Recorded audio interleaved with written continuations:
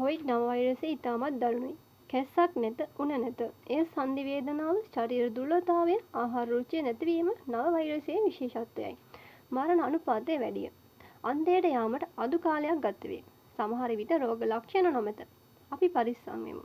ඒ පෙනහළුවලට කෙලින්ම බලපායි. උණ නොමැති රෝගීන් ගණනාවක්ම මම දැක ඇත්තෙමි. නමුත් එක්ස් කෙරෙන වාර්තාවකින් පෙන්නුම් කරන්නේ මධ්‍යස්ථ පපුවේ නියුමෝනියාවයි. එයින් අදහස් කරන්නේ වෛරසය කෙලින්ම පෙනහළුවලට පැතිරීම වෛරස් නියුමෝනියාව හේතුවෙන් උග්‍ර ශ්වසන අපහසුතාවයක් ඇති කරන බවයි. මේ උග්‍ර හා මාරාන්තික වීමට හේතුව පැහැදිලි කරයි. ප්‍රවේශම් වන්න, ජනාකීර්ණ ස්ථානවලින් වළකින්න, මුහුණු ආවරණයක් පැළඳ ගන්න, නිතරම අත් සෝදන්න. මෙය පළමු එකට වඩා මාරාන්තිකයි. එබැවින් අපි ඉතා පරිස්සම් විය යුතු අතර සෑම පූර්වෝපායක්ම ගත යුතුයි. කරුණාකර මිතුරන් හා පවුලේ අය අතර සුපරීක්ෂාකාරී සංනිවේදකයෙකු වන්න. මෙම තොරතුරු ඔබම තබා නොගන්න. එය ඔබගේ පවුලේ අය හා මිතුරන් සමග බෙදා ගන්න. කරුණාකර පරිස්සම් වී ආරක්ෂිතව සිටින්න.